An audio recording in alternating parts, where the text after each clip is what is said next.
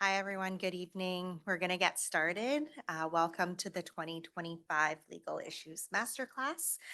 We're really pleased to welcome everybody here in person and virtually via Zoom. First of all, I'd like to acknowledge that we're on the traditional lands of the Coast Salish people, in particular the Squamish, Musqueam, and Tsleil-Waututh First Nations. And for those of us joining via Zoom, we invite you to take a moment to acknowledge the traditional lands that you're on. I'm Vinnie Yoon. I'm the Senior Communications Officer at the Law Society. If you've sent a media inquiry to the Law Society, it would probably have been Christine Tam, our Director of Communications, responding to you or myself. And then tonight we also have our colleague Ari Sturdivant running the Zoom. I'll be moderating for this workshop tonight. This event is a partnership between the Law Society and the Jack Webster Foundation, and we've been partnering to put this on since 1994. And as journalists, you're probably familiar with the work of Jack Webster. Some of you might have attended the annual Jack Webster Awards dinner, which is happening this year on November 3rd. You may or may not be familiar with the Law Society's role. We're the regulatory body for lawyers in BC, and our role is to protect the public. We set and enforce professional and ethical standards for lawyers. We're governed by a board of governors called benchers. 25 benchers are lawyers that are elected by other lawyers across the province. 6 benchers are public appointees that are appointed by the government, and they bring their expertise not only to our board decisions, but also to hearing panel decisions on disciplinary matters and our committees. Jack Webster himself served as bencher of the Law Society, and he was one of the first 2 benchers that were appointed without a legal background. And his legacy continues today with the Jack Webster Foundation. I'd like to invite Shachi Kurl, the board chair of the Jack Webster Foundation, to come up and say a few words before we get started.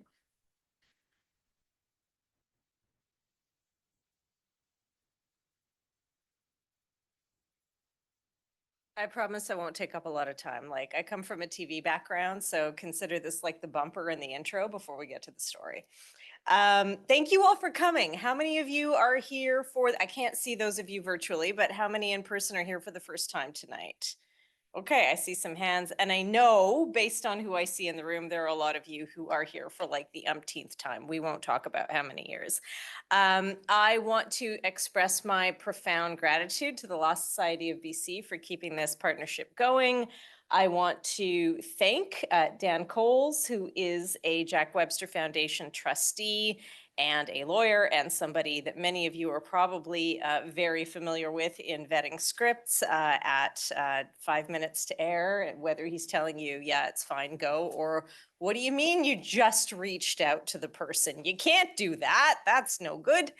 In any event, new Dan takes over from other Dan. Apparently, we're not allowed to call him old Dan, Dan Burnett, in leading this session. And so thank you, Dan. And also thank you to our fabulous panelists. Ian, I've never seen you looking like so, yeah, yeah, and now we have proof, ladies and gentlemen. Take this as evidentiary proof right here. You can't get screwed for this. And Ev, I've never met you, but you seem lovely. I'm really looking forward to hearing from you as well. When I was a journalism student and later in the first, what I like to call chapter of my career as a journalist, this was one of the most interesting and for me, fascinating aspects to life as a journalist, which was the intersection of law and media and how far you can push things. And then legally also like the intersection between can you versus should you. And I think we're going to explore a lot of those things today, obviously in terms of trying to get at the truth and expose nasty, dark things where they exist. The can you is always going to be first and foremost for you, but of course the ethics of it was always very interesting. When I was in journalism school, they actually taught this as a full-on semestered course, which I kept all of my class notes and called it Shachi's Guide to Not Getting Sued. And it served me in good stead. But of course, laws change, legalities change, precedent is set in court, and things are always evolving. And so it's good to stay fresh. And so with that, thanks to all of you for being here. Thanks to those of you online for taking the time to do this. Thanks to our panelists, and thanks to the Law Society again. We'll take it away. Thanks, Sean.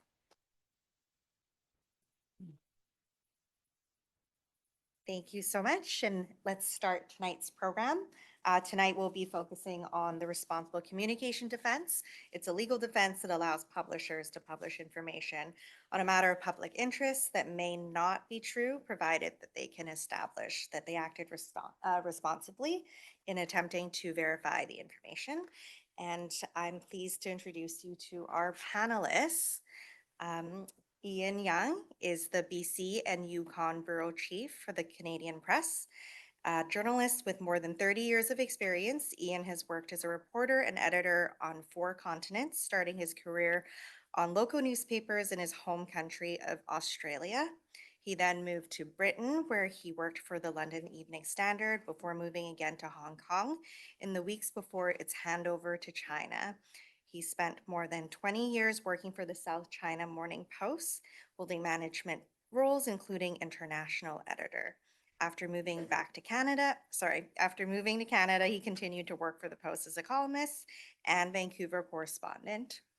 Ian joined the Canadian Press in 2022, where the Vancouver newsroom he leads has since won the National Newspaper Award for Investigations and was nominated for the Michener Award and has been honored for excellence in breaking news coverage.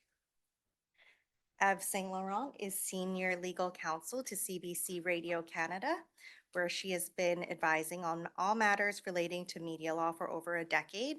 She provides pre-publication advice to journalists across the country and supports investigative journalists in all aspects of their work, including the use of clandestine methods of journalism. Ev holds a bachelor's in broadcast journalism from the University of Ottawa and went to law school at the Université de Moncton. Prior to joining the law department, Ev also worked as a journalist for the CBC in Ottawa and in Vancouver. Last but not least, we have Daniel Coles, who's a trial lawyer at Owen Bird Law Corporation. He acts for clients from a wide range of industries with an emphasis on media and defamation law, construction litigation, and helping licensees in the hospitality sector. Dan is an advocate for freedom of the press and other media. He regularly works with journalists and national and international news organizations to obtain access to court exhibits and in-camera court proceedings, and to oppose publication bans and sealing orders. Dan was called to the BC Bar in 2012. Thank you so much to all of our panelists for being here tonight. Just a few more housekeeping details, just to let everyone know, we are recording this video and your questions will also be recorded when you ask them during the Q&A. The Q&A session will be at the end. So please hold your questions until then. And for those joining virtually, can you please type your questions into the Q&A feature and we'll get to them at the end as well. And as we walk through the presentations, we'll have opportunities for everybody to participate on some live polls. And the polls will be on slido.com. We'll have a QR code and the link on the slides when we get started. And we can get started with the slides, Christine.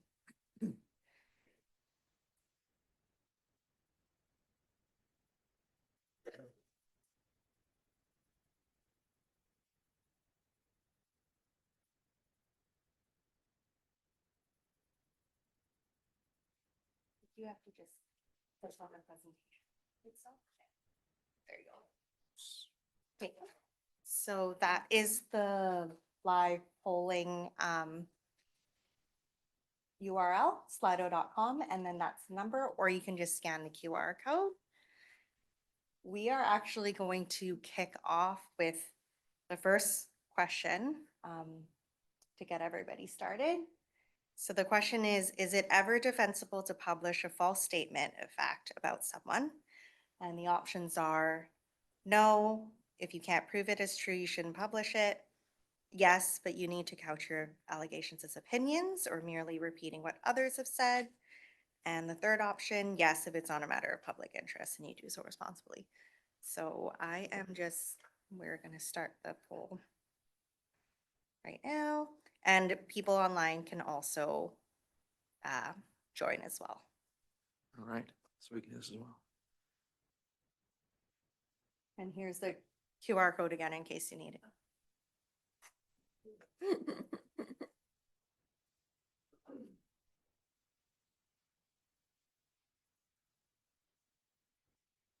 So we'll just wait a minute until more votes come in.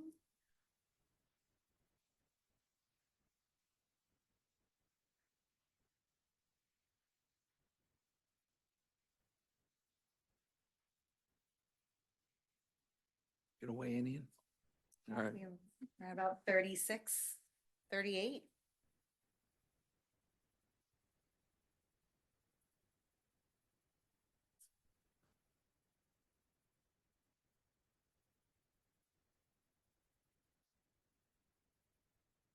Mhm.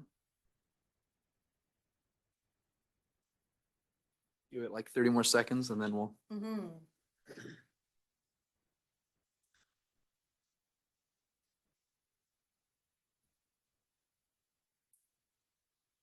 All right, well, that's 50 people. I'm probably content with that. We're So- gonna close. We'll close it. So that's really interesting. Well, I'll comment on that in a second. I should say thanks very much, Vinny and the Law Society for having us. Shachi, Jack Webster Foundation, thanks for supporting us. Before I comment on the poll results, I will say this by way of sort of road mapping. It's about 6:15. We'll go for about an hour of presentation. That'll bring us to 7:15, trying to 15 minutes of questions for those here. And it's a pretty full room, which is great to see. And those online, write your questions down. You probably all have good ones. Hopefully they'll be answered as we keep speaking, but we'll try and field as many as we can at about 7:15. I will say, if they're really specific questions, like maybe about something you're currently dealing with,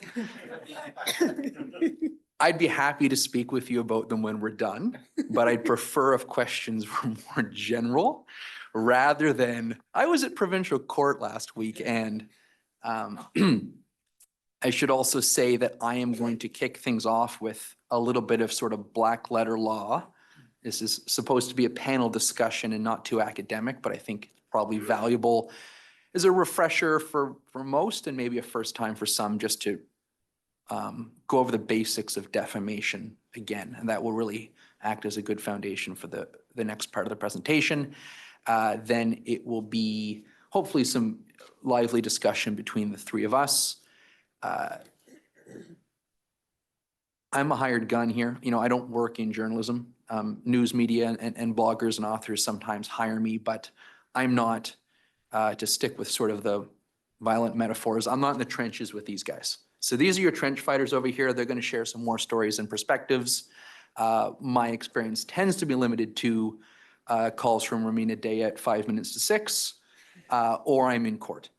And although I like to oppose publication bans and sealing orders, I would say I'm not as successful as I probably should be. So the Slido results were about 50-50 between no, if you can't prove it is true, you shouldn't publish it, and yes, if it's a matter of public interest, you can. And that's really interesting because no is wrong. So that's great because it means about half the people here online are going to learn some really valuable stuff today. The responsible communication defense at its core means you can publish statements of fact about people, places, or things that are defamatory and that are incorrect. And you will not be held liable, provided you do so responsibly. And that's what we're going to talk about today. So I was really pleased, actually, that a lot of people were wrong, for lack of a better word, because it means we're going to learn a lot of stuff today. So we get the next slide, just in defamation basics. So what's defamation? You hear about it all the time. Oh, that's defamatory. I'm going to sue you in defamation. Tort of defamation, really, really simple. And for the longest time, it was thought of as a very plaintiff-friendly tort or claimant-friendly tort, probably because its roots come from the UK at a time when reputation to the aristocracy was everything. So what does a plaintiff need to prove if they want to sue you as a journalist or your newspaper? Only three things. One is that the words were defamatory. And what does that mean? Well, that means that they would tend to lower the plaintiff's reputation in the eyes of a reasonable person. Who is a reasonable person? The law says it's someone who is reasonably thoughtful and informed and who is not naive or unduly suspicious or avid for scandal. That is a lot of words. But I don't know. How I think of it is it's probably not the average man or woman on the street because they are avid for scandal and they're not reasonable, they're not thoughtful. So we're actually really talking about an artificial person, a judge basically, who is going to say, look, these words that they were published, what do they mean? And we're not going to get into too much about meanings today, but of course, an awful lot of judicial ink has been spilled about the difference between the words actually written on the page and what the words mean. An example, Mr. Coles was seen on the town last night with a woman who's not his wife. That statement might be literally true, right? But the meaning of that word is that Mr. Coles is having an affair. Or is it? Context matters, the headline matters, the photo matters, all of that matters. But I use that as an everyday example of, are those words actually defamatory? And who's deciding that, right? So then we get to the next issue, is that the words actually refer to the plaintiff. Seems very obvious, right? But we have to always pause. Defamation is a personal tort. It's not a group tort. There's a very famous case out of Montreal about defamation, about cab drivers on I think it was a radio show. A host said a defamatory thing about it may have even been an ethnic subset of cab drivers. It may have been all the cab drivers in Montreal. I can't quite remember the facts, but this group of cab drivers wanted to sue over a reference to all of them. More recently, I did a case about a sticker that was placed up at UBC, and it made a reference to a student society, satirically, said my clients, supporting Hamas. And an individual member of that society unsuccessfully sued because they said that sticker identifies him. And that, that decision is actually under appeal. But I use it as an example that while it may seem obvious, oh, that news article has to refer to someone to sue over it, in an age of identity politics or tribalism, people, I suppose maybe it's since the dawn of time, I don't know, can be very sensitive about negative comments about a group that they belong to. But a judge has to decide, look, does that comment actually refer to you? And then the third comment is, sorry, the third factor is, was it published? And that can be easy, but remember, for defamation, it has to be published to a third party. So if you say directly to someone or you send someone a note, an email with no copies that says something derogatory, that's not defamation. It has to be a third person because defamation sounds in harm to reputation, and you don't harm someone's reputation if no one else knows about it. Okay, next slide. I wanted to say quickly, defamation is shorthand actually for two torts. You've probably all heard the term slander and libel before. Slander means spoken, or more technically transient. There's no permanent record of the defamatory communication. Libel, as journalists, that's what you're concerned about. That is print or permanent form defamation. The distinction still exists in British Columbia. It has been abolished by statute in most provinces. So if you're working in another province or you travel, and I didn't bother to check with all of them. Manitoba and Nova Scotia, for example, have abolished the distinction. BC and Saskatchewan have maintained it. I can't remember Ontario. Well, it's just how you see, like from one province to another, they'll either have a defamation act or a libel and slander act, and it's really the thing you're looking for, and that's where the whole scheme for the law you have to follow in that jurisdiction. But Exactly. for all intended purposes, it doesn't really. It's the same, but for people who want to use the words accurately or don't want to embarrass themselves, as I'm prone to do, good to know about it. Okay, next slide. So we're going to work up in a moment to this seminal case called Grant v. Torstar from 2009, Supreme Court of Canada. That case transported across the Atlantic a concept that they had in England about 10 years ago. In 1999, a House of Lords had a case called Reynolds. Sometimes you'll hear about responsible communication referred to as a Reynolds privilege. It was modified further in 2006 in a case called Jamil, and we got it in Canada in 2009. So we're going to talk this evening about responsible communication. But I wanted to emphasize how transformative it was as a defense by referencing the before times.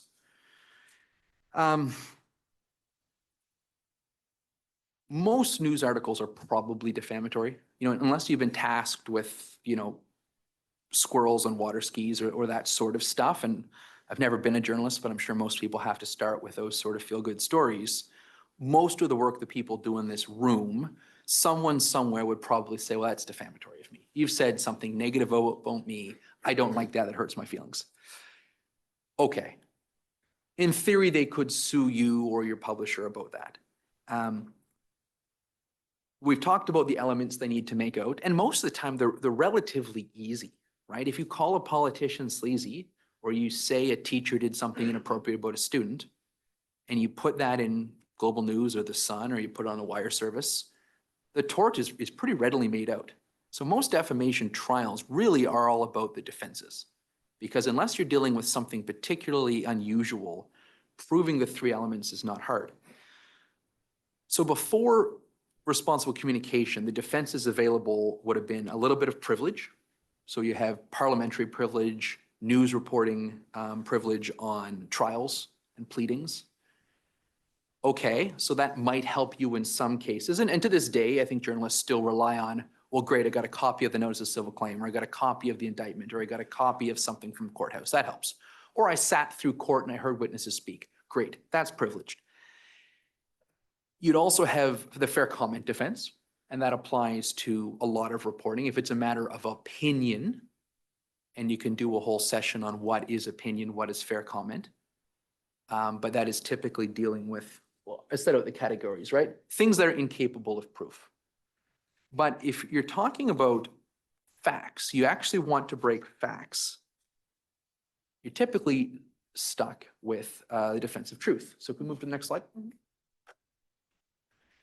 And we've probably all heard someone say, oh yeah, truth is a full defense.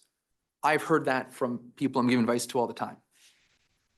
And I say, yeah, like very good, you've heard that before, sure. But proving something is true is very hard. And I often tell people, well, yeah, it's not what you know, but it's what you can prove. And speaking with many of the journalists in this room, we have this conversation all the time. You've got a good source, I got this document, I'm not sure about its authenticity, I got a tip. I'm sure this is right. And maybe you are right, but that doesn't maybe get you all the way there. Because proving truth, or technically substantial truth, there's a little bit of leeway there, but you have to prove the truth of the thrust of the publication. Partial justification is not a defense. If you're going to say who, what, where, when, why, you have to prove each of these things is substantially true. Can be very hard to do. And the more important the story is, oftentimes the harder it is to prove things, because you probably have, maybe you've got persons facing criminal prosecutions, so they're clamming up. You're probably dealing with government actors who have a policy of we're not saying anything. Maybe you want to talk to the police say the matter's under investigation. So you've got odds and sods of sources and records and documents, but that's not really enough that you could go before a judge and say, look, this is true. So I put here on the slide that, even the most responsible, the most diligent journalist is going to have a hard time proving every allegation in their story, especially if they're doing so years after they've reported on the event. And that, unfortunately, is how the justice system works. You publish something today, someone sues you in defamation, trial's not going to happen for 2 years.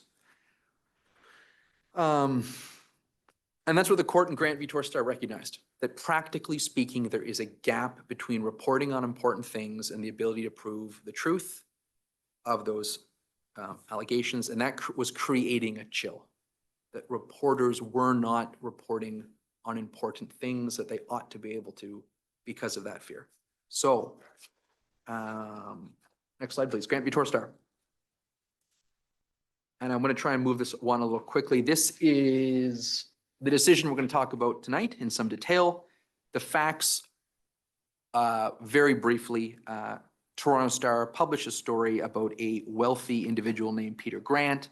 He was building a golf course on a lake in the back of his cottage. Initially, it was 3 holes. He wanted to expand it to 9 holes. He needed to buy some crown land to do that. Very wealthy individual, and needed some regulatory environmental approvals to do so. The local community was sort of upset about this. People did some digging. Turns out he was very close with Mike Harris and politicians and had made a bunch of donations. And various publications were made about some skullduggery there. Toronto Star lost at trial, and there was a $1.4 million jury award ordered against them. So there's an appeal, and Supreme Court of Canada grapples with this issue.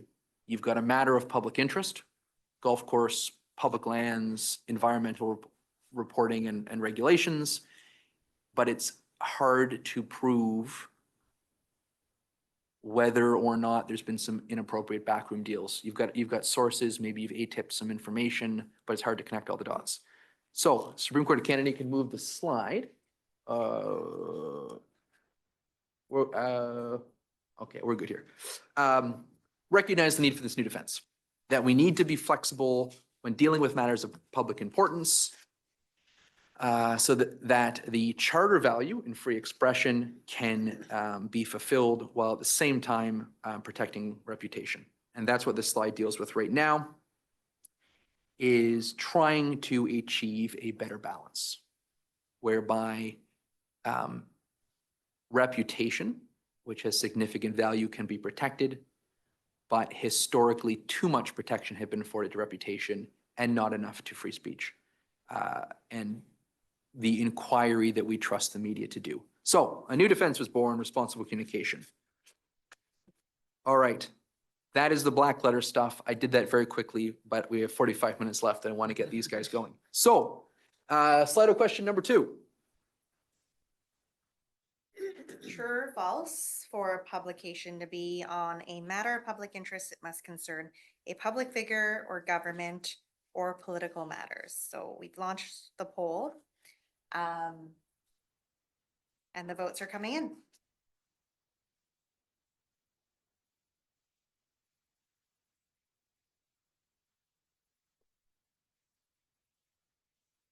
Oh, wow, okay.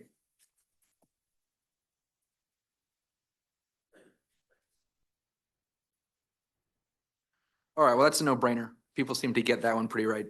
The answer is false. It does not have to be about a public figure or a government individual. But rather than me just reading this slide, we'll move to the next slide, which answers this question. But maybe I will kick it over to Ev to get started on your thoughts about this threshold issue for the responsible communication defense. So I should frame this question to Ev, which is, responsible communication doesn't just mean you can be responsible in verifying any allegation about anyone.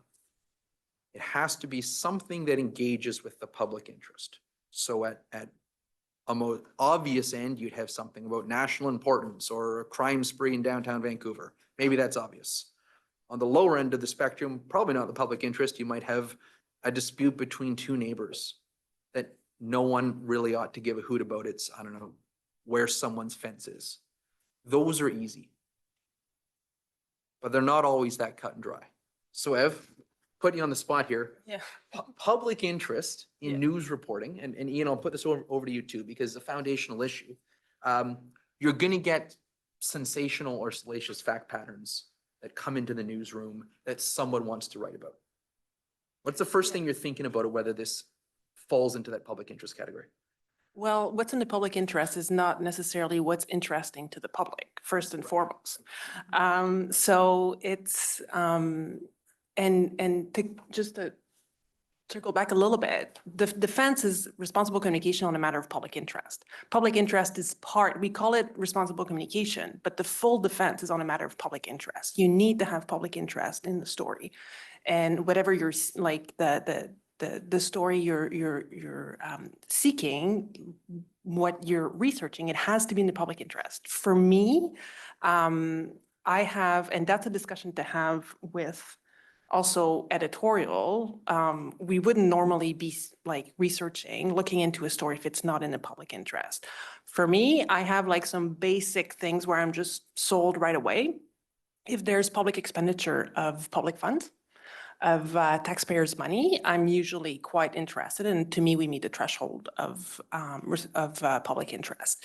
If we're talking about a very vulnerable part of the population that doesn't have a voice and that is worth really us looking into it because no one will, to me, we meet the threshold of public interest. But Ian, how would those discussions happen? I mean, I think that public interest is in the eye of the beholder, but it's not really a legal question for me. I think as an editor, it's just baked into your journalism. I mean, if you know whether or not something is interesting and something is worth pursuing, because you might see a salacious tip, but you know in your heart that's not a story. And that's a journalistic assessment. And I think I've said this before when I was talking to Ev and Dan, and we were talking about preparing for this, is that a lot of the things that are brought up here as legal perspectives, they're not really, not always, because they're actually journalistic good practice. And I think that public interest is one of those things. You know, I was asked here to talk about war stories and things that make it in and things that make it, that don't make it.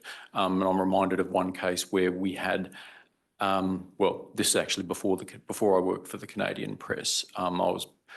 I saw a photograph of a very well-known Vancouver property developer in a state of undress with two young women.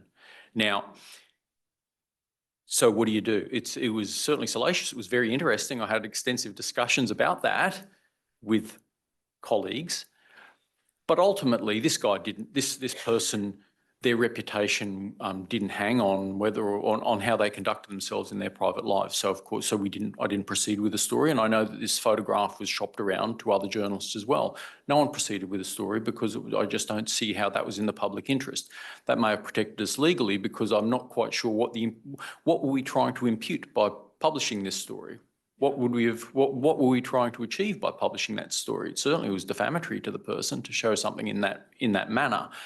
But that's a journalistic decision. That's a journalism decision. It's not a legal decision. It is a legal decision from a lawyer's point of view, but from a journalist, it's not. Yeah, I agree with you. And there's no legal definition of public interest. But usually if an investigation lands on my desk and it gets to the point where you're involving a lawyer, those discussions have happened editorially. And it's rare that I'll question the public interest of a story if editorially resources, there was a decision to put resources into looking into a situation, a story. Like I think that pretty straightforward. For a story, I mean, I wish I had an in-house counsel like Ev, but I think that by the time something reaches Ev, I would assume that at the CBC it's already gone through a couple of layers.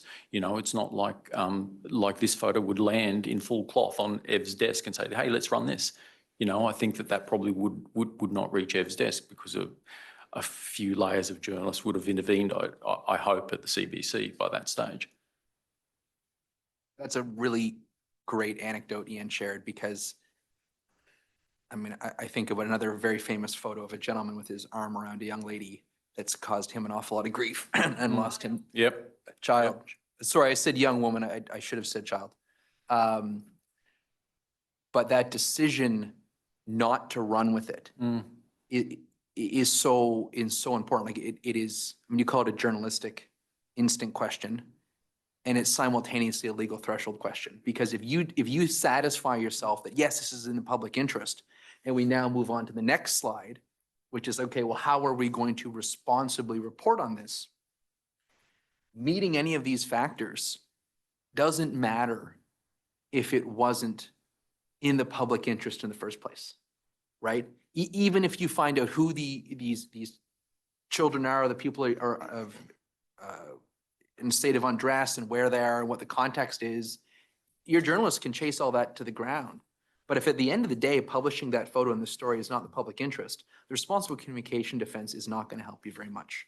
So really important that as journalists or people working in newsrooms, you do what Ian did at the first blush. Like, okay, this is salacious, but what is the public interest here? As Ian says, what are we imputing with this? Where are we going to go with the story? So could spend a lot of time talking about that, but we got to move on to the other factors. So you've decided this is a article or a story you want to pursue. It's in the public interest. Now we need to figure out how to do it responsibly. So these are questions of fact. So that means if this is a jury trial, the jury is going to start deciding these issues. The judge has made a preliminary decision. Yep, this defense is in play. I've decided this is a matter of public interest, but now it's off to the lay people, the men and women in the box who are going to decide if you've done this responsibly. So the factors are set out here. These are all available in the decision itself. You can Google these, but write them down. Think about them all the time. Certainly your news editors and external counsel are thinking about them. These are not meant to be exhaustive, but these are designed to think about, designed to frame a judge or jury's thought about whether something has been responsibly researched. And it's also important to keep in mind that these factors are designed to be viewed holistically. So an article shouldn't, or a story shouldn't look at all the facts in isolation. Rather, certainly at a trial level, and probably, and I'll get Ian on this in a second, is going to look at whether the story as a whole has been researched responsibly. So there's a Court of Appeal decision called Wilson versus Can West, and I was involved in that with, are we calling him old Dan, about a Liberal member of Parliament, Miss Blair Wilson, is who was alleged to have been involved in some skullduggery with election expenditure. And at the Court of Appeal, they dug into an issue that they said the trial judge was in error on, which is applying the lens of responsibility to each and every allegation of fact, which the Court of Appeal said was incorrect. What a judge or jury should be doing, which is what means people like us should be doing, is looking at a news article that lands on our desk and saying, as a whole, has this been researched and will it be published responsibly? And these are the factors. So let's kick it over to the next slide. And I'll start with Ian this time. No, in fact, we're going to do a Slido question first. So let's time.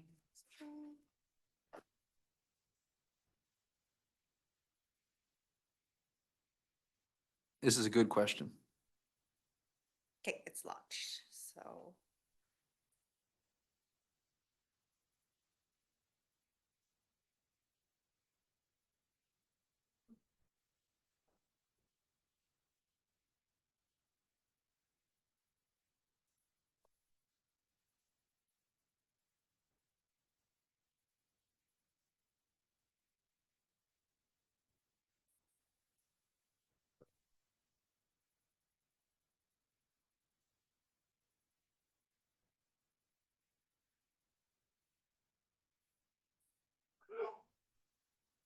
Okay, why don't we lock that there just for the interest of time?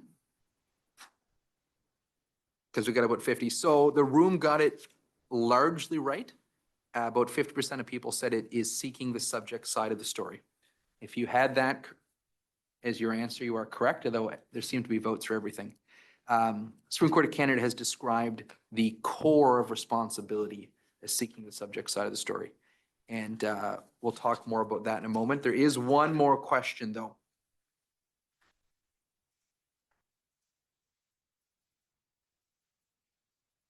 yeah.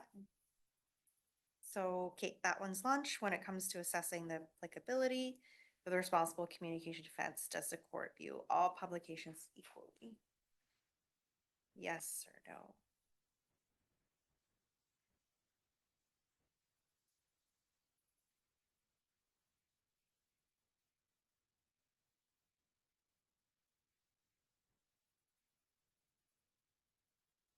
Making everyone work tonight, I realize. Some people maybe just want to sit back and listen.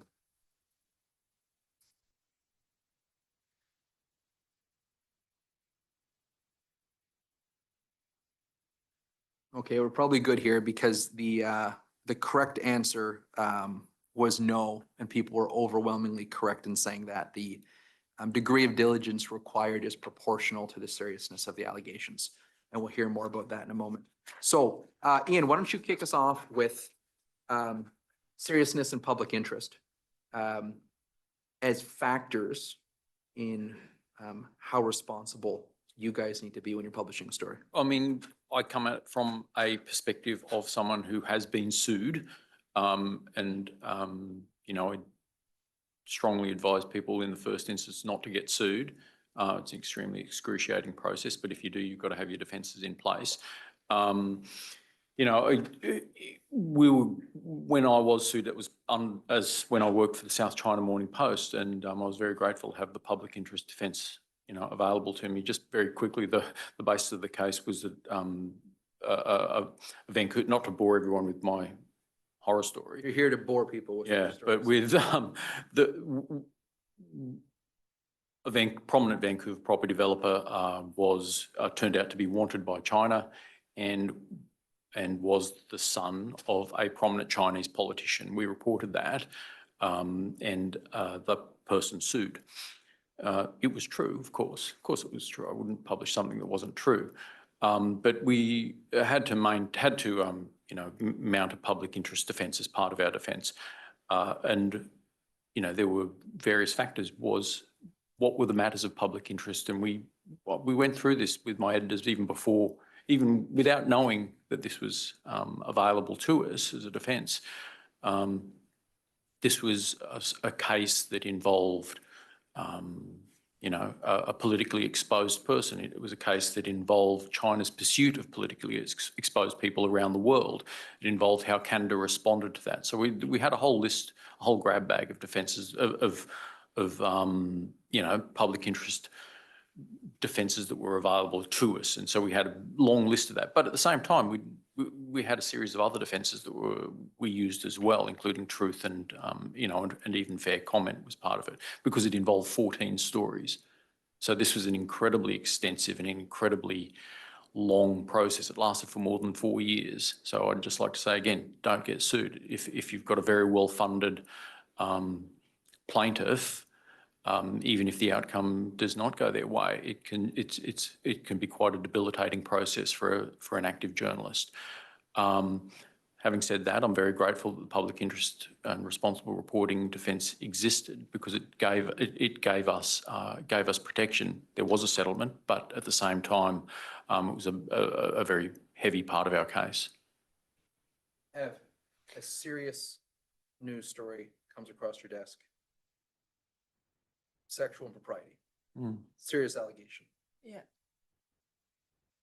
How does the seriousness of the allegation impact the diligence from your point of view? Oh, it's huge. So if we're talking about allegations that, you know, a public figure ran a stoplight on their way to work this morning, or is storing money in tax havens in Bermudas, or is storing bodies in their basement, we're talking about 3 behaviors that are complete, like that are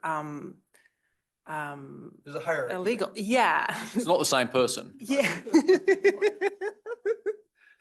Could be. Could be.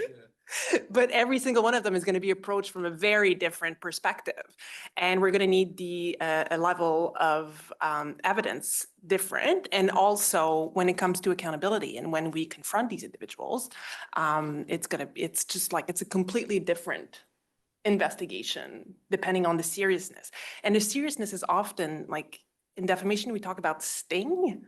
Like, what's the sting of the story you're seeking, you're pursuing? It's like, and the sting is, I think it's such a good word to talk about. It's like, how much is it going to hurt the subject of your investigation?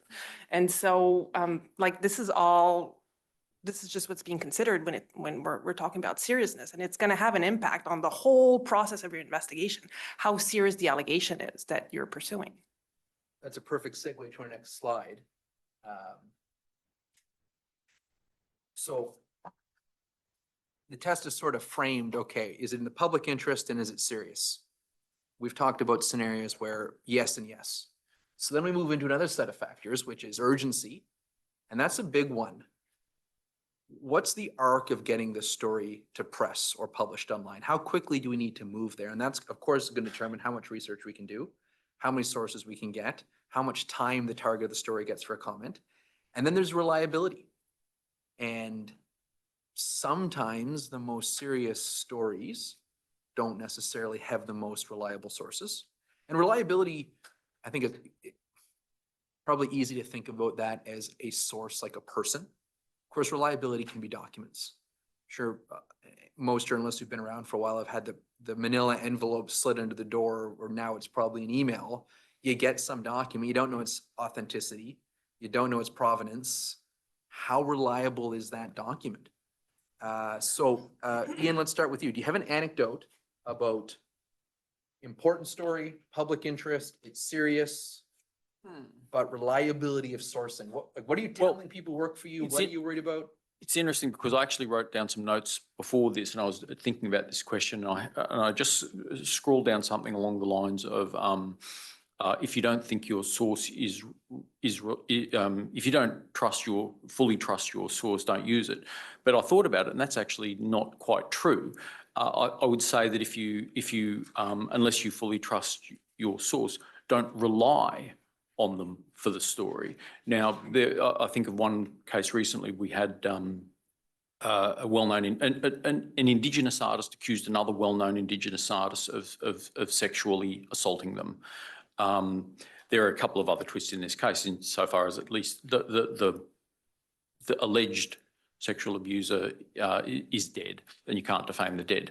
But another consideration was that there are other people in this person's orbit who might have been defamed by this story as well.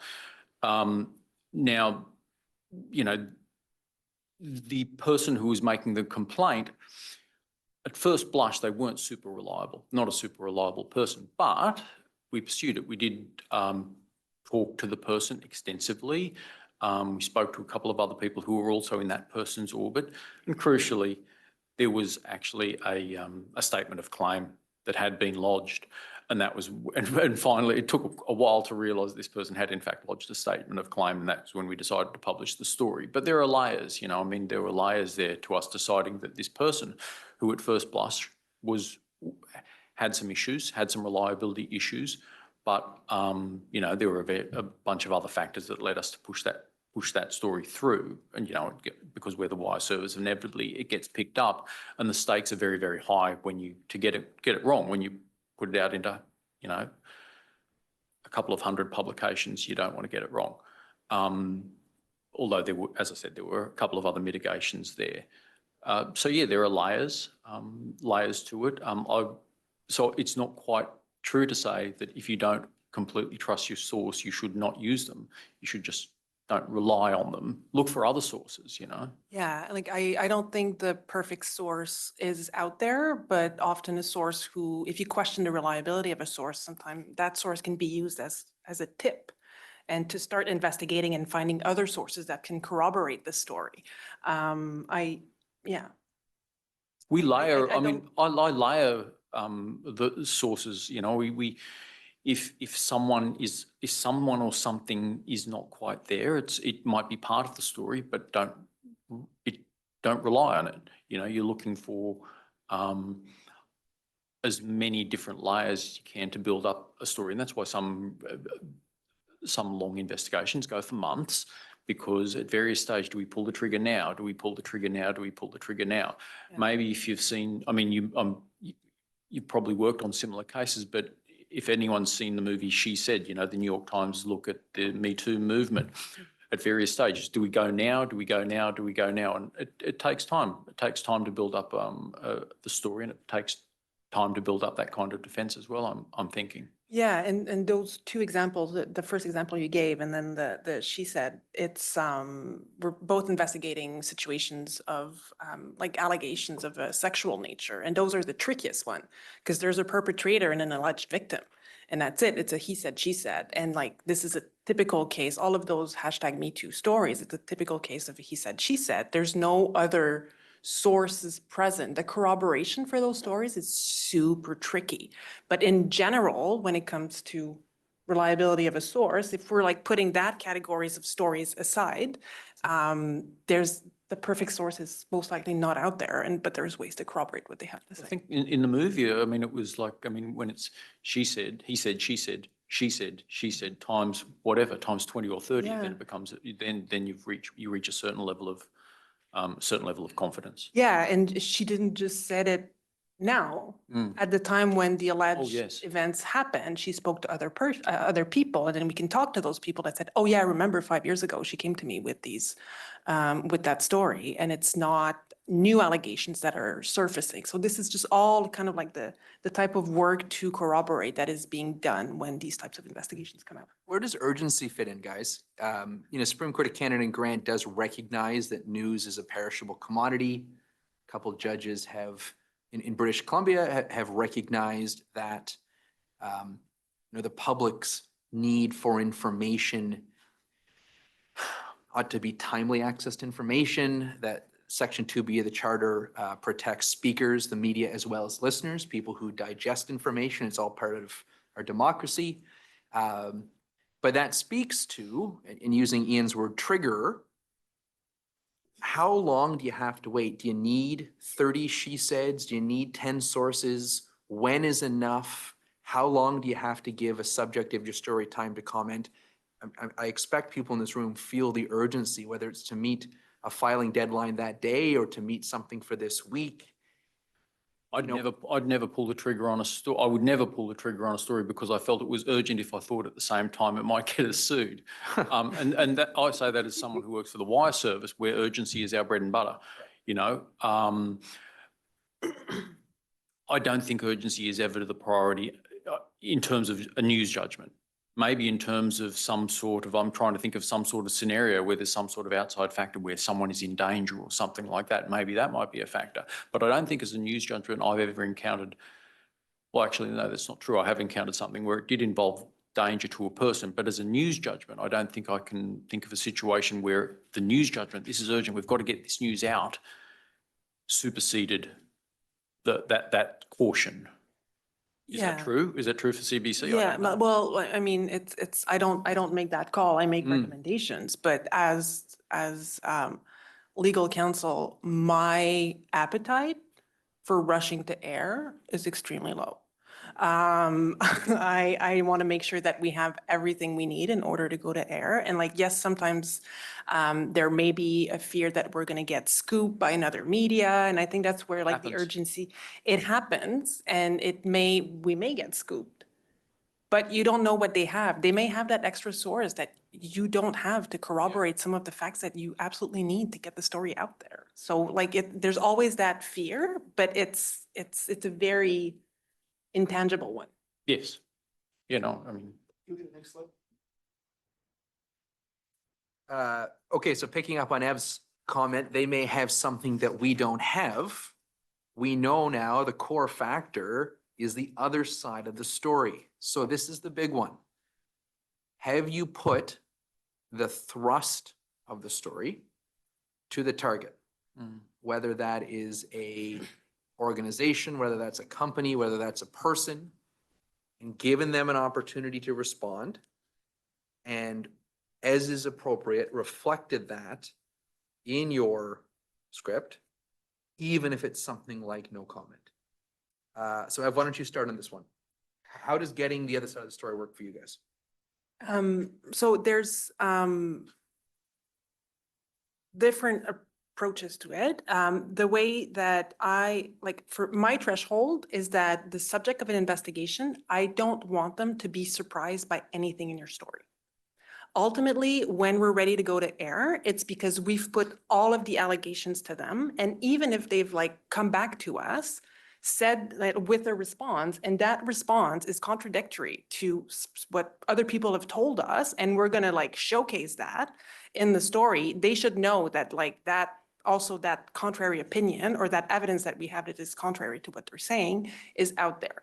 We need to close the loop completely. I'm comfortable going to air or publishing a story if I know that we may not have gotten an interview with the subject of the investigation, but we've gone above and beyond in order to get their perspective on the situation. And then when they read the story, they're not going to be surprised by anything that's out there. And so that's one. And two, you need to be open to getting, like, ultimately what you want is an interview, not a statement. Yes, it's often going to be a statement that you're going to receive, but you need to show in all of your correspondence with the subject of the investigation that you were seeking an interview up to the last minute. So the approach to that is, I call it the funnel approach. Like, we usually reach out like, hey, we want to talk to you about this. Would you give us an interview? And as you get closer and closer, depending on the seriousness, again, because it's a contextual approach, the whole responsible communication is the whole context of the situation and the investigation. If it's a very serious allegation that you want to report on, well, you're going to be like very detailed, and you may reach out to the subject of the investigation many times and give them many opportunities to respond. And you're going to go in greater details. When you get to the point where, like, okay, it's pretty obvious this person is not going to give us an interview, well, we're going to put all of the allegations to them. Yeah. And that's what the core of, like, if you get sued, your back and forth with that subject is going to be the core of your defense. You want Like- that in writing, if, from your journalists? Yeah, please Effort goes a long way. keep track of them. Yeah. I was going to say effort goes Yeah. a long way because, I mean, in my experience, Yeah. reporters will get bored with saying, I've asked this guy so many times, of course he's not going to tell me. Put it to them again. And ultimately, with a big and complicated story, I have no problem. In fact, I encourage the reporter to say, at the last, when we're finally down to it, and we really want to pull the trigger, write them that last email that says, we will be reporting that. Right. And lay it out. Yeah. You know, sometimes that It's a actually, list. sometimes that entails risk if you're putting it to, say, a public person, that they might sort of scoop you themselves somehow. But so be it. So what? I think And also, if you're wrong about, if you've got some Exactly, facts yeah. wrong, you've given them an opportunity Yeah. to correct them. document it, and show that you've had repeated efforts, that it wasn't just something, at 4 o'clock on a Friday. You sent them an email and you said, hey, what do you think? Oh, yeah, No, they were you- provided a chance. And Dan hinted at it a little bit at the beginning of the session, that these trials take a long time. It's a long process from the time you're doing the investigation to the time you get to trial. And these emails are like, memory is a faculty that fails the expression. Anyway, it's yeah, that forgets. There you go. So I forgot. Yeah. So, but it's like, and the big change in this responsible communication defense is that the journalist is going to be the main actor on the stand at trial testifying. And if you look at some of these examples of decisions that Dan put at the end of the presentation, and that if you just look up at like recent trials are long. And the reason why those trials are super long when it comes to defamation is that the journalist is on the stand for a very long time. And you may forget in 10 years from now, when this thing goes to trial, the discussions that you were having. You want everything in paper, and you want that accountability is going to be crucial to your defense. Like, you going to them and giving them an opportunity to respond on all of the allegations is so, so, so important. And like, when you're prepping for examination for discovery or something, as you get closer to trial, like, I'm sure you're very happy to have these very detailed emails. Yes. Yeah. And if the Yes. story changes, you need to go back to the source. So that will sometimes happen. You reach out to someone on day one, you think the story is about X, but now you're talking to you're getting these layers that Ian's referred to, right? You found some more documents, you've talked to the neighbor, you've talked to the assistant. Well, now the story's kind of zigged instead of zagged. You got to go back to the target and actually recast the questions if the story has changed, right? Yeah, and you're responsible, like, you're a responsible journalist when you are very open-minded to the fact that your story may go in zigzags. Mhm. It's important to keep that open mind. And I think important too, not to get too welded to your story. I think that I've had a couple of cases where a person has written a long and extensive and they think beautifully crafted story, and there's almost a sense of reluctance. Like, I put this to the person, I put that to them many times, and the story has something in that wasn't quite in what you put to them. Go back to them, and it does run the risk of someone throwing a spanner in the works. Sure.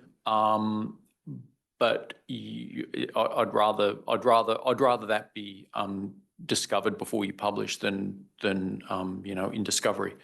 You know, I'd much rather that.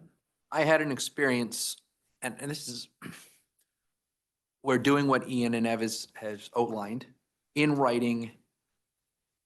Reasonably detailed thrust of the story is put to someone, and they retain, who I assume are very expensive American lawyers, who use this as an opportunity for email jujitsu and get you, if you're not careful, and that's what I want to hear from my colleagues about, get stuck in a dialogue where the target of the story essentially says, I couldn't possibly respond to these terribly vague questions. You get into what does this mean? I don't know the context for this photo. I've never seen this document. How could you ask me about this? I need to go consult all of these files. It's going to take me 2 months to do this.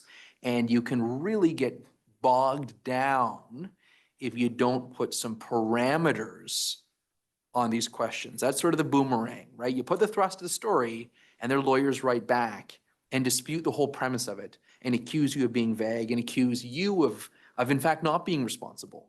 I think the more complicated the story is, the more complicated the question has to be. Well, And I don't even think the question, sorry, I don't think the question needs to be complicated, but what you put to the person so that they know what you're reporting, do it in bullet points. You don't have to give them the whole story, but give them it in bullet points and tell them, this is, we're going to say this, we're going to say this, we're going to say this, we're going to say this. So that they can't come back and say, oh, I knew about points A to C, but I didn't know about points F. You know, so you've got to, I don't feel, there's no shame in that. I think some reporters feel that they shouldn't show their cards as if there needs to be some sort of big reveal. Right. I mean, that's fine for an audience, but maybe not for the guy who might be suing you. I think it should already have been kind of revealed. Yeah, well, and there's different perspectives on that. There's reporters that feel great comfort in being able to put all of their cards out there to the subject of the investigation before going to air. So it's a contextual approach, and not everyone approaches it the same way, but there's various levels of comfort. I'm going to move us on to the next topic. We may hear more about that in questions, which is, did you have to include the defamatory statement? So this is a factor where the courts have acknowledged it's a little bit of getting into editorial discretion. And that could be anything from a particularly juicy quote, maybe, or you interview a streeter who wants to say something particularly nasty about whoever. And the question then becomes, you know, is that really reflecting the mood? Is that really furthering the story? Is that important perspective? Or was it gratuitous?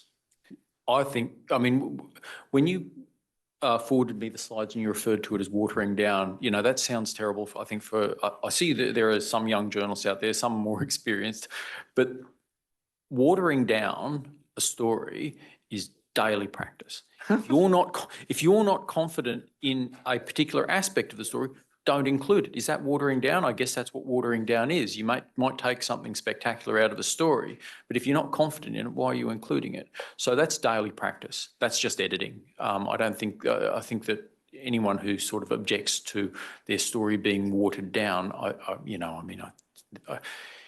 have to be around a little bit longer maybe, because that's what editors do. Editors do that. It's called due diligence. You might as well call it due diligence as much as watering down. I agree with you. It's corroboration. If you don't have the facts to back up, or like because like even a fair comment, it has to rely on verifiable facts. And so if it's editorial. I don't take the point of view that you take it out because it's more potentially damaging. It's a question of how much veracity there is to the claim. You know, you don't take out something because it's the most dangerous one or the most damaging one. You take it out because it's the least the one that has the least corroboration. Yeah, and that's the responsible thing to do. Just playing devil's advocate here, though, sometimes the allegations with the most sting take the most courage to publish, right? I mean, you can imagine telling a story about a violent neighbor, and you speak to the other neighbor about things they've heard, or their view about who this person is, or comments about a a boss who's been arrested for sexual impropriety and you talk to all the people who's worked in the office and they now want to say all these things. Some of those heartfelt comments really capture the mood, but they're the most hurtful to this person's reputation. So surely there's a line in the newsrooms about, man, you know, she really summed it up great when we interviewed her on the street. We should play that clip. Versus, yeah, well, that was a lot of adjectives that maybe aren't, you know, suitable for television. So like, it's color, isn't it though, right? Sometimes the most defamatory things are the color that people can relate to in a story. Yeah, but I'm not going to get a good colourful quote. I'm not going to unjustifiably defame someone. You know, I mean, there are often occasions where you get a great source and they just talk and talk and talk and they tell you something amazing. But there are definitely red lines. I mean, there's definitely red lines. If it's not corroborated, if you're not corroborating something, don't do it. You know, I mean, I just don't see it as, I don't see that as a legal position. I just think that's good journalism. I just think that's normal journalism. Okay, last slide. Reportage.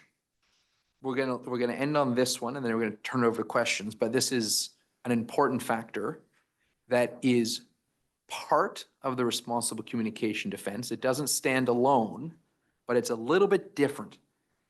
So to frame it, I need to emphasize what the repetition rule, which is the second bullet up there. Generally speaking, in the law of defamation, you can't defame someone and say, oh, well, it's just what I heard. So-and-so told me. Oh, it's not my opinion, but I heard Dan Coles is a thief, so there you go. Oh, but it's not me, right? There's great references in older decisions that the common law abhors someone who is willing to wound but unafraid to strike. You know, I always tell clients, like, this is kind of schoolyard rumor spreading. If you're engaged in I'm not going to stand behind this, but I'm going to say something really terrible about someone. So it's a repetition rule.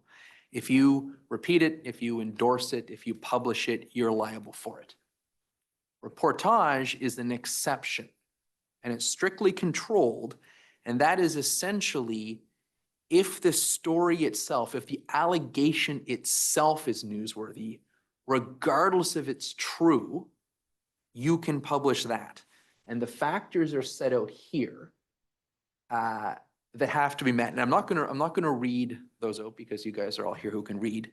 But this, I would think, is bread and butter for the CBC, for the newsrooms of, we don't know if this is true, but this is breaking the internet right now, this sensational development out of wherever. But we don't know if it's true, and maybe we can't verify if it's true. So what do you do? Ev, start with you. Yeah, so this really changed everything in the way that we can report how other medias, like investigations from other medias. So it's good to keep in mind, we talk about, like, some people talk about the defense of reportage. Reportage is a subset of responsible communication. It needs to be done in a responsible way. But sometimes if a situation, there's public interest in the fact that information is out there more than the truth of that information. So the best example for that is just all of those #MeToo investigations when they came out. They were like what everyone was talking about. But at the same time, we don't have the sources that another media has.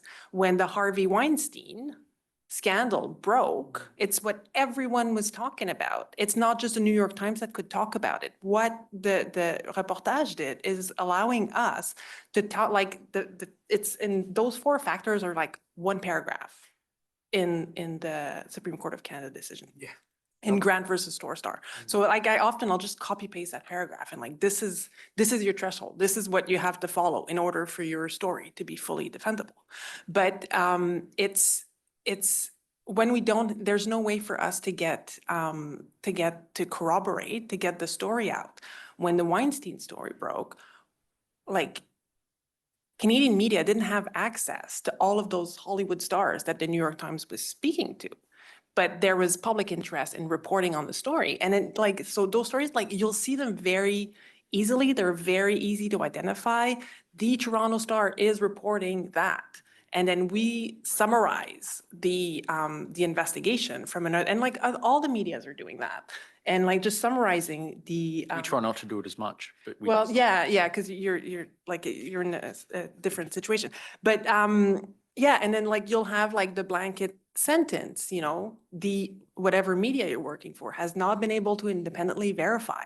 And then you present the investigation from another media, but like it's what everyone is talking about on that day. It's a little silly not to be talking about it. There's a public interest in the fact that this story is out there, even if we can't prove the fact of that investigation. And we don't have the sources that the other media has, but we are reporting on that. And so I was kind of like trying and preparing for tonight, trying to think of like what would be like big investigations that broke pre-grant. And so the sponsorship scandal is probably a good example in 2002 when the Globe and Mail broke the story. And it was Daniel Leblanc, the journalist who was at the Globe back then, who had a confidential source to break the story. But it became a huge, everyone was talking about the sponsorship scandal, but the other media, like there was no way on the day that story broke, that was the main story in Canada. Like the other media didn't have any access to those sources, but there's had to be a way to be able to report on these situations in a safe way. And that's what reportage gave us. That's what that Supreme Court of Canada decision gave us. And the factors are like, it's very easy to follow. They're not complicated. No. I wonder if the reportage, and this is actually a genuine question, when someone like Pierre Poilievre gets up and says something about the RCMP commissioner, is that is regardless of whether or not he or we as journalists can prove whether or not what he says is true, there's newsworthiness in the fact that he said it, and this was outside Parliament. So, I mean, is that reportage? Is that a reportage defence there or not? You don't think so? No. It's his comments about the RCMP are so widely reported, and as are the criticisms by the other MPs that what he said is not responsible and not true. I think you could fit it into reportage. This is Well, I felt because there's no interceding journalism between what Mr. Poilievre says, does that fall under reportage, or does it strictly cover reports on other reports? I think it's. Am I confused? No, it's defendable for sure. But if he just like says it, because like in reportage, there's the other media has also sought the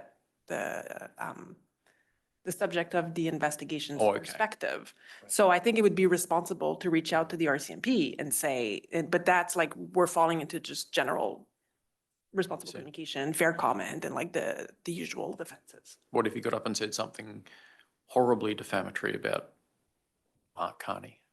What happens when one public figure says something outrageously defamatory in a public setting about another prominent public figure? Yeah, like what's interesting there is that when they're in Parliament, when they're sitting, they have the full defense Sure. privilege. So when you see them in debate, like they'll hold no, they won't. No holds barred. Yeah, exactly. But then they get out on the steps of the legislature, they'll be interviewed and they maybe won't have words as strong because they're no longer in a situation of privilege. It's different. I mean, it's a different. Well, I mean, I look defense. at, Donald Trump says terrible things about people all the time, that are defamatory, that at first blush are defamatory, but, it's he says it. So can we just report that, Sorry, we're probably going off at a tangent. go ahead. Well, we're also like there's no case law about reportage. There's no, to my knowledge. Yeah. So we don't we're testing things. We don't have clear guidelines from the courts. On Ian's rhetorical question, I think is perfect segue into actual questions because it's 7:15, so we have done exactly what I set out to do. And if there is time, maybe we can flesh out more reportage type questions, but there may be people in the room with more steak and potatoes type questions or online. Wherever, yeah. Vinny, I'll leave it to you to. I think we'll alternate between an online, like a in-person question and then an online question. Oh, there's no hand. Okay. Hello, thanks for coming. I just have a two-part question. The first is, how can the presence of malice defeat the responsible communication defense? And also, there's 7 factors enumerated in the court rulings.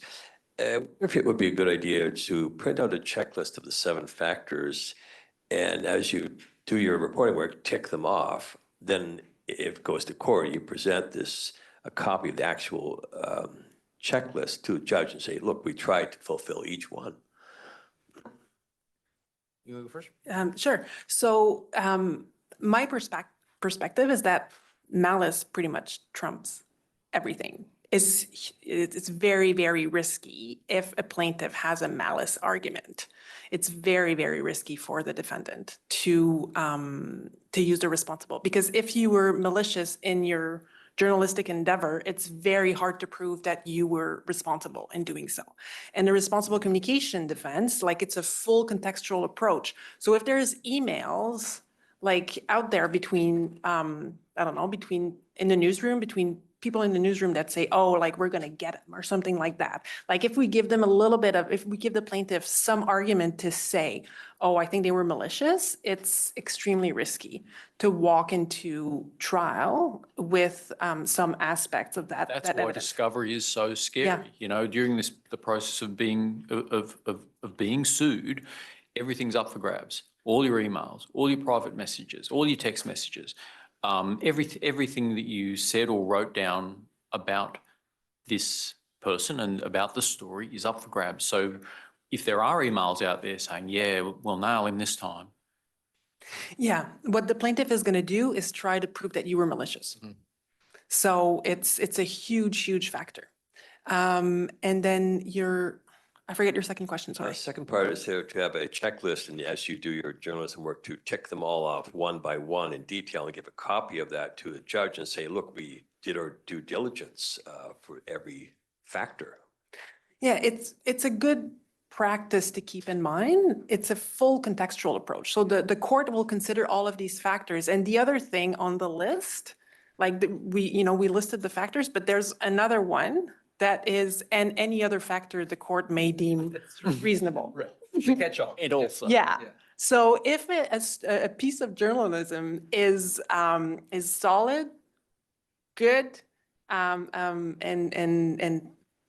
follows all of the checklist, there may be other considerations a judge is going to get bogged down on, and find that the defense of responsible communication just like fails. Lots changed since 2009. There may be factors now strictly related to social media presence or all sorts of Yes. things that in 2009 didn't exist.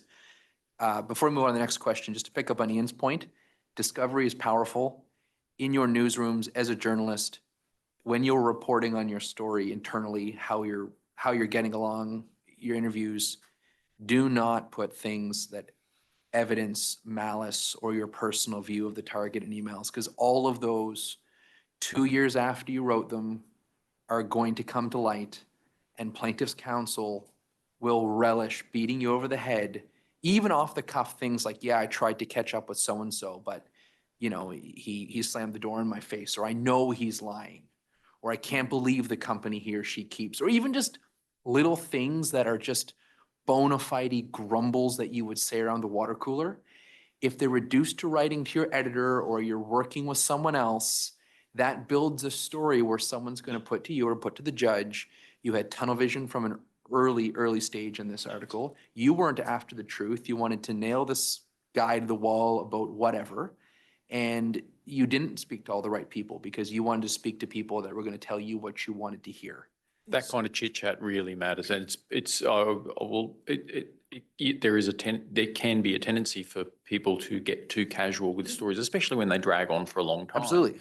But Not in writing. Just don't do it. don't put in writing. If you want to vent to your editor about how this person's spoken to you, fair enough, but don't put it in text messages or emails because they will embarrass you and perhaps sewer an otherwise good responsible communication defense because you may be able to satisfy a judge or jury that you were motivated by malice and you were not responsible as a result.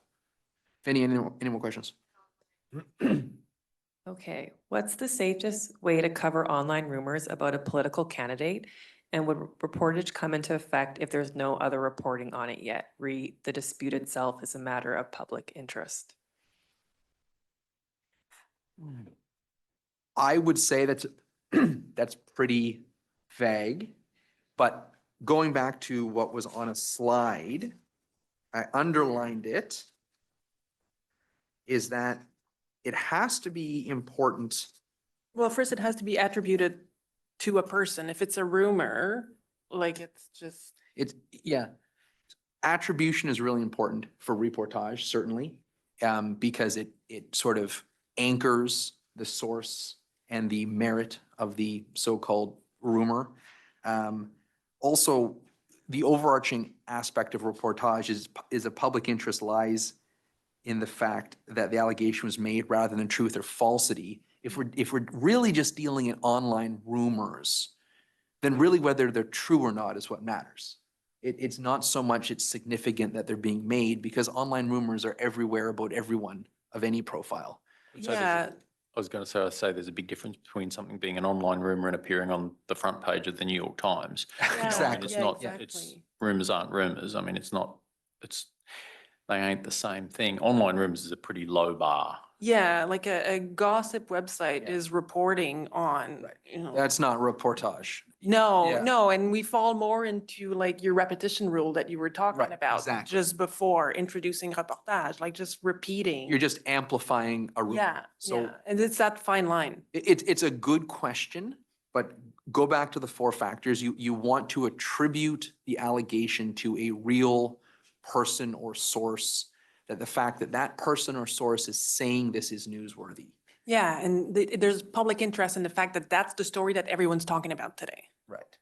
Your report, like the reportage is like, you can't really avoid it because it's what everyone's talking about, but you don't have the goods to back it up. So the Supreme Court of Canada gave you very strict guidelines as to how you can do that. As Ev says, copy and paste them. Think about it. Yeah, it's one paragraph. It's been in my. Any other questions? Are there more online questions or? Oh, yeah.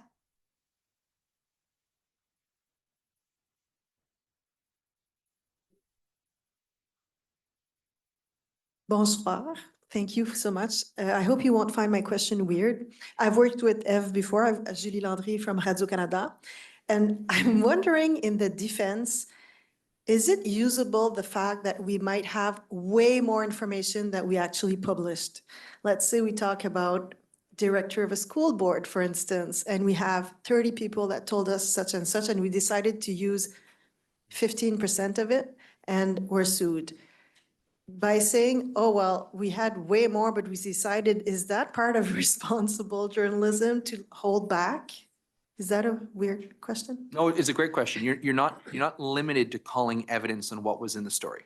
So if you, I mean, I think Yeah, yeah. it's- editorial decisions say you get 2 minutes to do a clip, or you get 800 words on a story, and you may or may not get to do a follow-up the next day or what have you, but you may have a whole dossier. In fact, if it's particularly scandalous, you probably should have a ton of sources and a ton of documents that you're not going to reference. So if you're taken to court, you need to prove either the truth or the responsibility of the sting, the thrust of the story.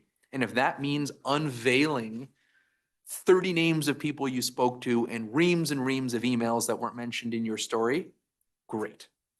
That's why you're on the stand for so long Yeah, and exactly. building your defense, because you're talking about every single step you did to corroborate. Could Because we these say they sources don't that- sue us because of that? Because they know if they bring us to court, we can reveal even more? Would that be like a? It's a huge risk. If you are a plaintiff and you Yeah. sue someone in defamation, there is a risk that it's going to get way worse for you. And in fact, and my colleagues will correct me if I'm wrong, sometimes it's research or source a story to X and publish just a few degrees less than that. So if someone wants to call you on it, they're going to have a worse day in court than what you actually chose to say about I it. think it depends on the newsworthiness of what you're holding back, though. Well, look, don't hold back the real Well, good stuff. yeah, and sometimes one first story untangles Yes. sources, and then it leads to a series of stories. A lot of things go away the worse it gets. You know, a lot of legal problems do tend to go away the worse the person's situation gets. You know, I think of Rob Ford, you know, I mean, that one, that just got worse and worse, you know, I mean, so yeah, things get worse for the plaintiff, the less likely it is, I think they're going to sue. Yeah, it's a risk assessment for you to publish, go to air, but it's also a risk assessment on the plaintiff's side for them to sue you.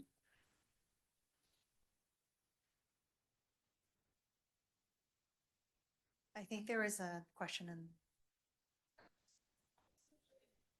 The war stories, and I wondered if Ian, you said you put some notes down. I just wondered if we could have No. another story about Um, that you were hoping to share tonight.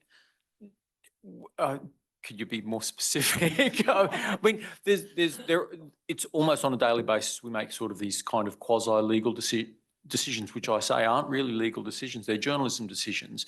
For instance, John Rustad's been in the news a lot lately. John Rustad talks a lot.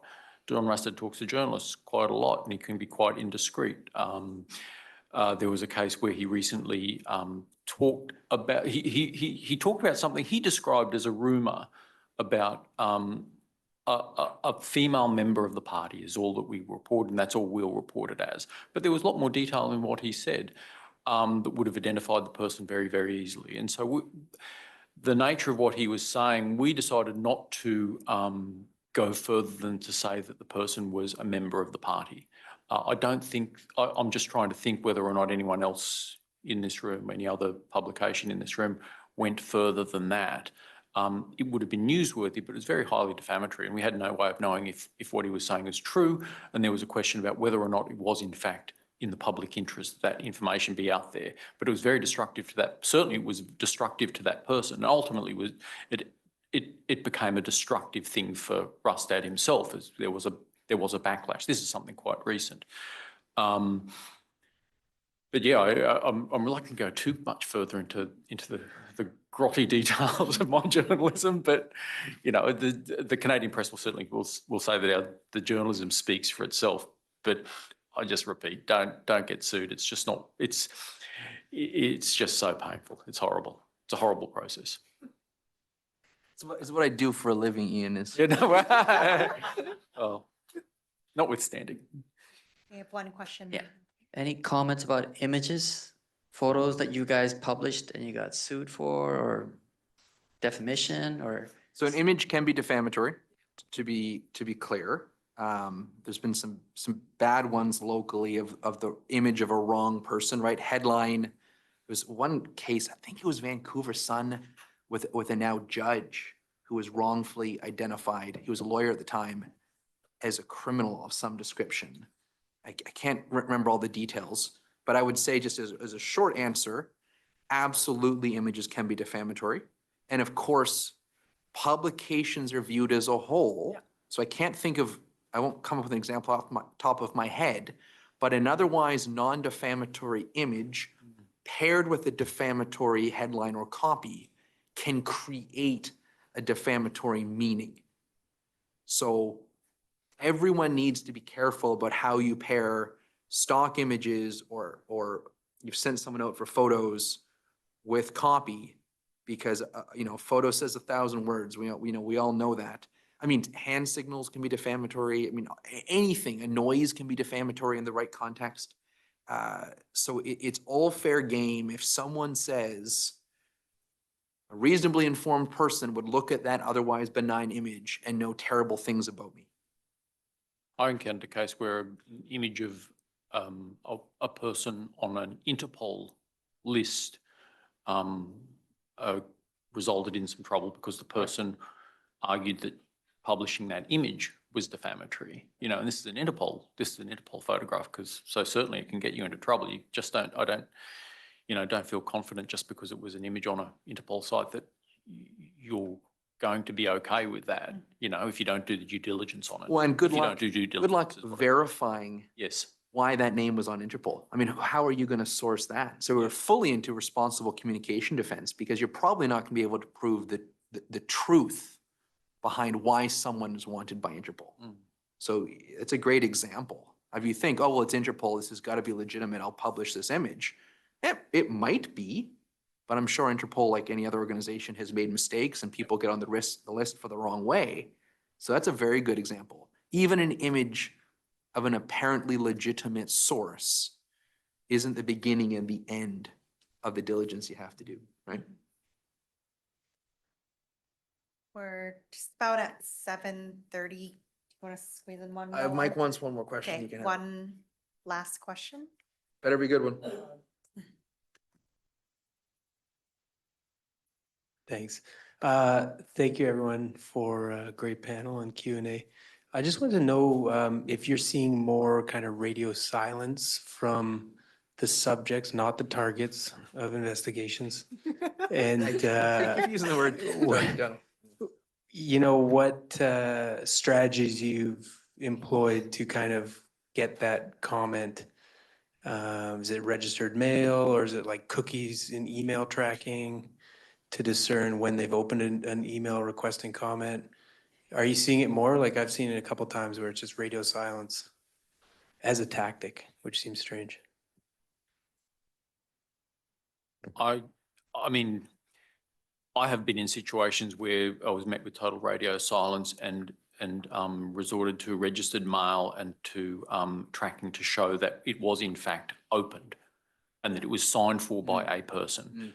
And that's something you can do, and that's something I have done. And it kind of looks kind of dumb in the story, to be honest, that we sent a registered letter to this address and it was opened by someone. And, you know, that seems kind of strange to do that. But I know other reporters who have done things like pop business cards in the doors of homes where they weren't getting an answer, and they've gone back and the card was gone or something like that. And they've reported that in the story. Now, that's a little bit less secure than, say, doing a registered mail. But, I mean, I don't know if it's becoming more common, but it's always been a problem, and you just sort of try and work around it. I mean, I know that you've worked, I know that you guys always are trying to do due diligence. I know some of your reporters do those kind of things already. Yeah, I can't speak to like tendencies or things that I've noticed necessarily, but to me, the threshold is just, we've tried everything we could. And if I'm satisfied talking with the journalist that we've tried everything that we could, like,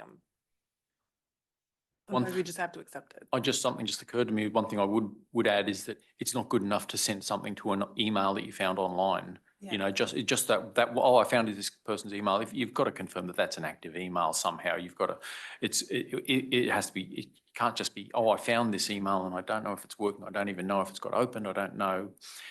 That isn't going to cut it with me if it's something that I think is genuinely dicey. You know, I think you have to do a little bit better than that. You can't do it on Friday at 4 o'clock. No, you can't. Yeah, and the core aspect that we talked about earlier is like, what was done in order to seek the other party's perspective on things? Well, we have to go as far as we can. And we just have to document all the attempts for sure. Yes. Because many of them might be in person. You might knock on their door. You may approach them outside. You know, people don't always like that. And some people say it's, you know, gotcha journalism, whatever. But if you have to approach them in the car park, maybe you do, but just make sure your notebook has that. Yeah, and that's okay. And at trial, to say I reviewed my notes and I have a practice of every single time I try to approach them. Yeah. And then you have that your notepad is going to be produced anyway. Contemporaneous notes Yeah. of your attempts. Yeah. And final word on this, because I know Vinny's going to kick us out here in a second. If you're dealing with someone who's particularly powerful or wealthy, it can be hard to know how to contact them. These individuals are typically insulated. They may not have a public-facing email. They may own businesses where they don't work. They live in gated communities, and it is a problem, because if you are just calling places that they own but are not going to be there, and you leave a message with a minimum wage employee to say, oh, will you get Mr. So-and-so call me back? The kid answering the phone's like, you think I talked to Mr. So-and-so? Like, forget it. So you have to worry about creating a record that basically evidences these are all of my attempts to communicate with someone, and I know none of them will be successful. So I don't have a workaround when you're trying to get a comment from someone. other than, I guess, find the most official way this person could possibly be contacted and make damn sure he did a bunch of attempts. There seems to be a desperate follow-on question. Follow switch quickly to that point. Yeah, If you're writing about someone who's say rich and powerful. yeah. Sending questions to their lawyer. a Yep. Lawyer who you know has represented them. Mm. And I remember doing this one time and asked the lawyer. Yep. Who I knew was in touch with. Yep. other people, right? Yep. And the lawyer said, no, I will, he was engaging with me. He said, Sure. "No, I will not." But I mean, it's a matter of public record that he represents. So I mean, is that, I mean. I would do it. And the rec, We still publish the story. I think our lawyers are satisfied. We made a good thing that we're. that's a great example of like, he or she says, I'm not accepting this. I will not forward this to my client. Fair enough, but this is, you know, to your point about a checklist earlier, this is one more attempt. And this may be a great way to end. This goes all the way back to what the Supreme Court of Canada recognized in Grant v. Torstar, is you've got matters of public importance that you just cannot verify. Someone will refuse to talk to you. You do not have access to sources, whether it's Harvey Weinstein or someone local. So what can you do? Try and be as responsible as you can. Make every effort that you can. Record it all. And later you can say in the stand, well, I went to his office. I wrote to her lawyer. I sent them a message over Twitter. I sent them 6 letters. I did all of these things. And if the target of the story, subject of the story says, well, none of these came to my attention. Well, you know what? They can say that, but I think most triers of fact are going to go, look, you did everything you could. You were responsible, because responsibility is not perfect. And you're only being sued in defamation when someone says you got it wrong anyway, right? So like at the end of the day, you did make a mistake. That's why we're having a trial, right? But you did everything you could. So I think that should be the final It word. can't be the attempt, Can't be, the attempt to reach out to them right. by the lawyer who says, no, I'm no longer on retainer with my client. But it is going to be considered by the Sure, court not- as the full contextual approach as to everything. You've really gone above and beyond, even reaching out to their former lawyer to see if the lawyer would. Thank you. Thanks everyone for your questions. And if you haven't yet, please fill out an evaluation form. We do this every year, so your comments are welcomed. And just wanted to give a big thank you to our panelists again.